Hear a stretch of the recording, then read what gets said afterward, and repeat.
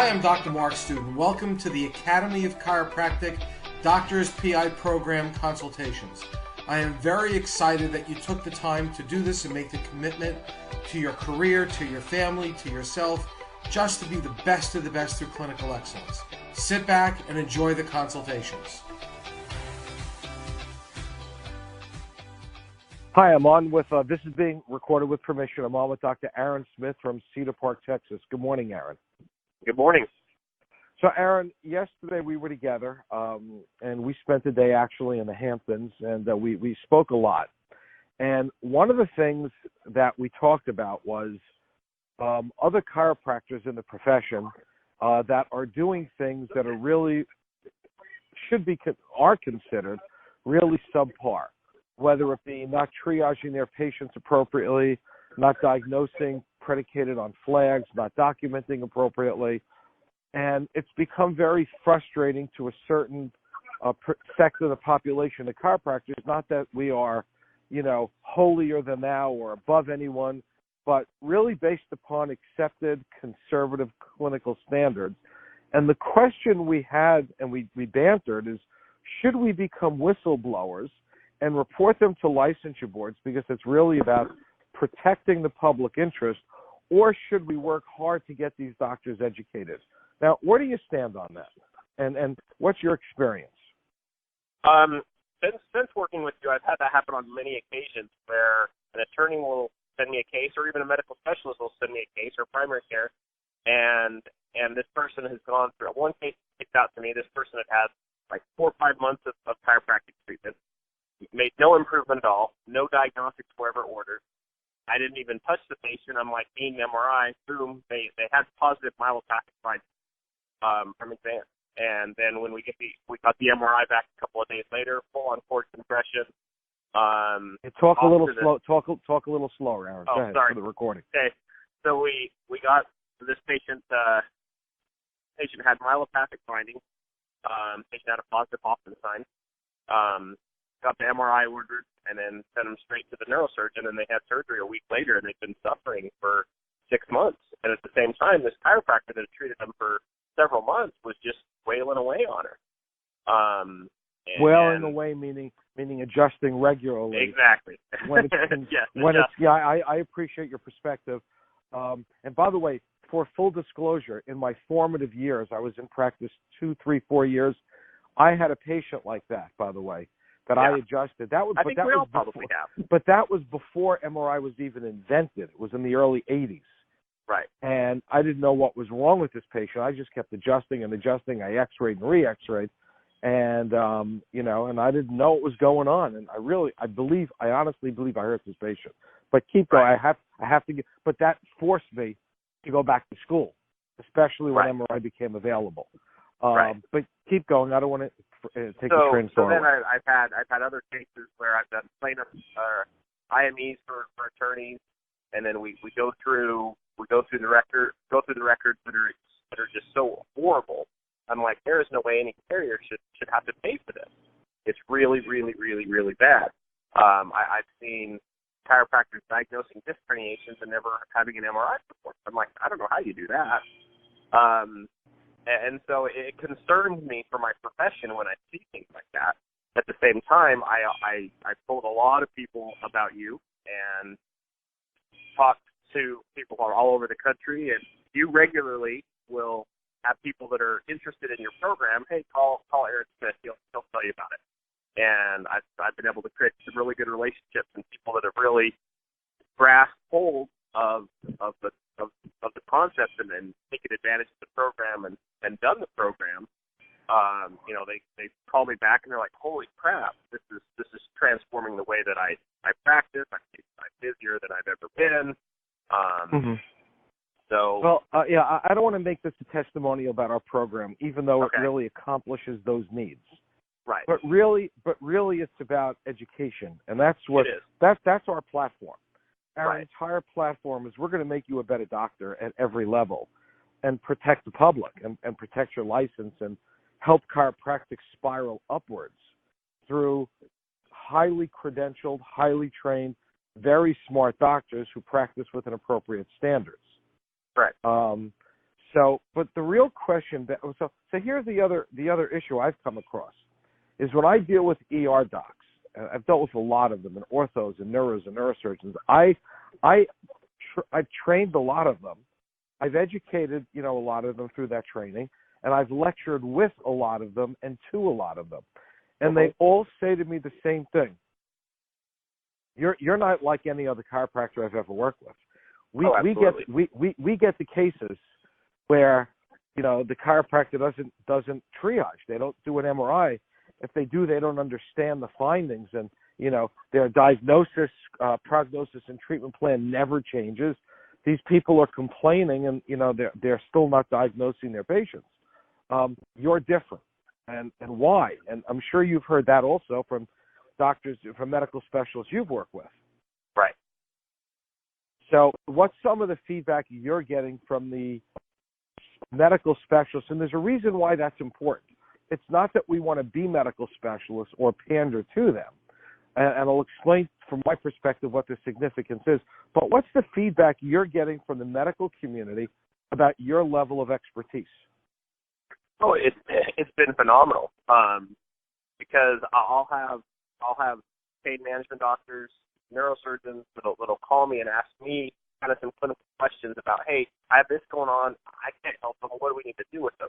And I've seen that on multiple occasions where I've been in the specialist office, seeing, rounding with them, doing patients. One of my favorite experiences was at a hospital observing spine surgeries and sitting in the physician lounge and having the neurosurgeon go out of his way to introduce me to every single medical specialist that walked through the door, whether it was anesthesiologist, general surgeon, cardiovascular surgeon, whatever, and just how esteemed he's like, hey, this is my colleague. It's not this is a chiropractor. This is my colleague, and we work really closely together, and so it changes your dynamic of interprofessional relations. You don't remember, but when you started your journey of becoming educated and getting smarter, your very first experience that you related to me, this was probably close to 2 years ago.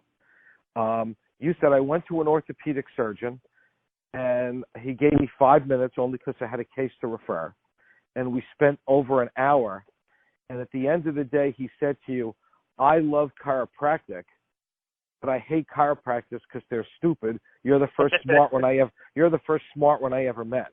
And then he referred 8 cases that day on the spot to you. And I remember that like it was yesterday. What was it that you discussed with him for those first 5 minutes that allowed him to push his patients back to give you an hour? We discussed MRI, triaging cases, and biomechanics. And you are credentialed in all of those things. Is that correct? Correct. And where was your training? Through the State University of New York School of Medicine at Buffalo. Right, and that was easy to get that type of training. It was hard or easy to find it and access it. It took effort. It was work, but at the same time, it was very enjoyable to do. And I love learning. I don't know how many MRIs I look at every single day, and I'm always still learning stuff, right. and wanting to get better as a clinician, and as a doctor, and therefore it makes practice fun. And those are all online courses that were easy to access. It was a lot of work, but it was easy to access. Yeah, okay. It was easy to access, but it was definitely work. And you did get chiropractic CE credits for those too. Correct. Yeah, so it was just a win all the way around. So now here's the real question. When you get a chiropractor who is, I don't want to say dumb as dirt because that's really condescending from my perspective, but that's really how I feel, who's subpar clinically from an educated person's perspective of what's available in contemporary healthcare and medicine. And when I say medicine, I mean that as the genre of all healthcare. Some people are going to get like wig out. Oh, we're not medical doctors. You want us to be? No. Come on, let's not be stupid about this. When we look at what contemporary medicine has to offer, or healthcare has to offer, as far as technology and diagnostics and knowledge of what's going on with the human spine, especially over the last decade with chiropractic and the advances in our profession, in knowledge of what we do. With everything that's available, and you still have the uneducated or subpar clinical doctor, do we whistleblow or do we work hard to get them educated? Do we do both? What is your fee? And this is really the question at hand. We know the issue. We know the issues right now. And your example of that doctor with a myelopathy who keeps quote unquote wailing away is unconscionable. Is they're going to hurt the spinal cord? Probably. Right. But then they need immediate surgery. And if they delay surgery, then you're going to get demyelinization at the cord, and you're going to have other issues. And then you're going to get plastic changes within the brain. And the uneducated won't even understand anything I just said. But we know that could be permanently detrimental to our patients. So what's the best solution for the profession? Or that individual doctor? But go ahead. I think it's kind of in the middle of the road. You know, I want people in our profession to become better. And I know some people in our profession would be very territorial, very, you know, hey, this is my competition. I want them not to do good so I can do better. And there's so many people that need our help. And you look at how many, you know, all the problems with the opioid epidemic and things of that nature. Like if we have even treating a fraction of those patients, every single chiropractor would be busier than they could possibly imagine. But at the same time, there has to be a balance of wanting to teach, and then if we have patterns that emerge, you know, they definitely need to be talked to and even brought up on, you know, a whistleblower, like you said, for standard of care issues. So, and those are really it's a decision of which way to go, and it's, you know, I take this as a very, very, very serious. This is one of the most important yet difficult conversations do we have. Right. We're not licensure boards. We're not kings sitting on a throne. We don't get to decide. Right. That's what licensure boards and investigators do. They get to decide. Right. And the question is, you know, in law, if you're a lawyer, you can be brought up on ethics charges for not reporting another attorney for doing something unethical, because then you become complicit in their unethical issues. And an ethics violation with a lawyer is the worst thing that could happen, because the licensure board considers that a valid reason for losing your license. You know, in medicine, it's considered misconduct or gross misconduct. Right. But we're talking about, do you have an ethical responsibility? And I'm going to really dig into this a little bit more. To report other doctors who are practicing subpar and potentially hurting patients, which then becomes a public health issue. Right. But the other side to the coin is that let's look at chiropractic as a profession. When those emergency room doctors start getting case after case, I went to my chiropractor, it hurts worse. Now there's a huge herniation. And I'm not saying that the herniation wasn't there beforehand, but the chiropractor never knew.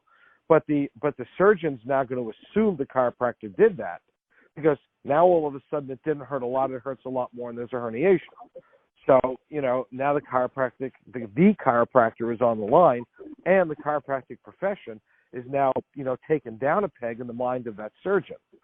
Do that in the emergency room 50 times over a month, and I'm not being sarcastic, because we're becoming more popular with patients. And when those poorly educated or subpar clinicians start seeing a populace and do the same thing over and over, this is what surgeons and primaries are going to see all the time. Now, all of a sudden, when it becomes time to have legislative issues that are going on, they reach out to the medical societies in the states for opinion letters, are you for or against? Now, all of a sudden, who sits on those boards, of those medical boards, who are going to weigh in? A lot of those same surgeons who are in the emergency room and in their clinics seeing post-chiropractic cases where people are being hurt versus helped. And I'm not saying it's not equitable. There might be, 10 helpful for everyone that's hurt. But you know what? They're not going to remember the 10 that's helped. They're going to only remember the one that hurts. Right. And on top of that, if they have a relationship with the chiropractor who, like you, is highly credentialed in MRI spine interpretation, spa biomechanical engineering, managing and triage cases, now they're going to say, well, that's a one-off because I work with Dr. Aaron Smith in Cedar Park, Texas, and I know that he knows what's going on, and he has a relationship with me where we communicate about the patients. Now, all of a sudden, that surgeon is going to be a proponent because he's had the relationship with someone who's educated. Imagine if all 50 or 60,000 actively practicing chiropractors in this country practiced at that level. Game over. Oh, absolutely. So really your point is well taken. To be a whistleblower and educator is the middle of the road. And I never thought about that. You know, what you brought up, that certain doctors are territorial. They won't even want to listen to you. You know, but it's our job to get them to listen. It's just our job to get them to listen. So listen, I appreciate your perspective and everything you've done. I'm very proud of you, by the way. Anything else you want to add before I say thank you? No, I think, well, there's one kind of story that brought up with me is I've had on a few occasions, attorneys asked me to go in on like med-mal cases, you know, against the chiropractor, because of my credentials. And I talked to you about it. He's like, I get asked that all the time. I just don't want to throw people under the bus. And I had a case where I reviewed notes for a chiropractor on a stroke case. And at the same time, I'm like, the stroke wasn't caused by the adjustment. And based on everything that was going on, I even talked to the neurosurgeon of like where the dissection was, and he's like, there's no way. He's like, that's a spontaneous dissection based upon where it is, the level it was at, of where the aneurysm occurred, where the tear occurred. But he said, but anyway, when I was having that discussion with the attorney, she's like, no, I need you to say that, you know, this didn't cause it. And I go, the documentation don't support what he did. Therefore, he was not within his standard of care. I'm like, there was no complaints about a neck problem at all. Nothing in the diagnosis, no anything, and he adjusted it. Right. I'm like, that's not okay. And the attorney's like, well, I'm just going to find someone else that'll agree with me. And I'm like, I agree with you, but he didn't do what he needed to do documentation wise, right, to justify what he did. And by the way, if you're a full spine adjuster, there are ways of documenting issues, even if there's no chief complaints there. There are ways of clinically appropriate documentation that meets the academic standard, because I teach that in both chiropractic schools and medical schools. And there are ways, and this doctor certainly didn't function at that level. But you're right. You're 100% correct. Listen, Aaron, thank you so much for doing this. No problem. And I look forward to have more conversations with you. Okay? Good, have a great day. Thanks. Bye-bye. You too. Bye-bye. I hope you enjoyed the podcast you just heard, and it's been my pleasure to bring this to you. Please understand that this is a very small piece of the puzzle, and it is my goal to bring you many, many pieces of the puzzle so that the picture can become clearer, your practice can thrive, chiropractic can thrive, and I at least can be a small part of that in your life, and it's my pleasure. So again, if you want to chat, give me a jingle, 631-786-4253. That's 631-786-4253. Or go to our website at Teach, T-E-A-C-H, Chiros, CHIROS.com. Thank you so much, and I look forward to seeing you or chatting with you on our next podcast. Have a great day.